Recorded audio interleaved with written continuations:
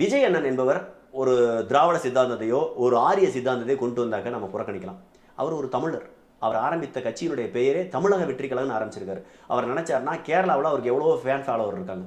கர்நாடகாவுல இருக்காங்க, ஆந்திராவுல இருக்காங்க. அவர் நினைச்சா தமிழக வெற்றிக் கழகம்னு வச்சதுக்கு பதிலா இந்திய வெற்றிக் கழகம்னு வச்சிருக்கலாம். இந்திய தேசியம் பேசியிருக்கலாம். ஒருங்கிணைந்த இந்தியான்னு பேசியிருக்கலாம். ஆனா அதெல்லாம் எதுவுமே பேசாம தமிழக வெற்றிக் கழகம்னு கொண்டு வந்தார்னா, அவருக்கு உள்ளுக்குள்ள தமிழ் உணர்வு இருக்கு. அவர் ஒரு தமிழ் தேசியத்தை விரும்பக்கூடிய நபராக இருக்கிறார்.